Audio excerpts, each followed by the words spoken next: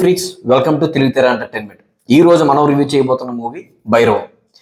భైరవం అంటే భయానకమైనదని అర్థం, కానీ అటువంటి భయంకరమైన ఇన్సిడెంట్స్ సినిమాలో ఏమీ లేకపోవడం బాధాకరంగా ఉంది. భైరవుడు రెఫరెన్స్తో సినిమా ఉంటుంది అనుకున్నాను, కానీ క్లైమాక్స్లో మంచు మనోజ్ చెప్పిన ఒక డైలాగ్ తప్ప సినిమాలో ఎక్కడ భైరవుడు రెఫరెన్స్ లేదు. సో సినిమాకి సినిమా టైటిల్కి ఎటువంటి సంబంధం లేదు. కథలోకి వెళ్తే వారాహి అమ్మవారి గుడి. ఈ గుడికి ధర్మకర్తగా నాగరత్నం గారు పనిచేస్తారు, అంటే జయసుధ గారు.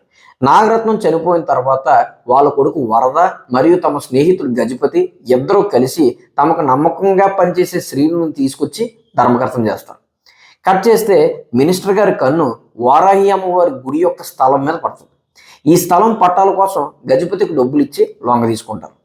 అయితే ఈ ప్రాసెస్లో శ్రీను పడిన వ్యధ ఏంటి, వరదకి ఏమవుతుంది, నాగరత్నం గారి చనిపోవడానికి కారణం ఎవరు అనేది సినిమా చూసి తెలుసుకోవాల్సిందే.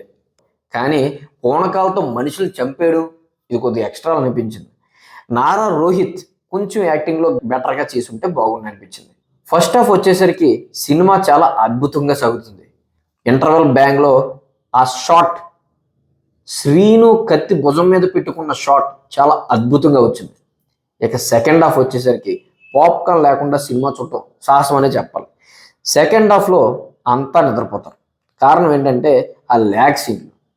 ఈ ల్యాగ్ సీన్లు ఎడిటర్లు కట్ చేయడం మర్చిపోయారా, లేదంటే డైరెక్టర్ ఇంటెన్షనల్గానే ఈ ల్యాగ్ సీన్లు సినిమాలో పెట్టారా అన్నదే కొంచెం కన్ఫ్యూజన్ క్రియేట్ చేస్తాం.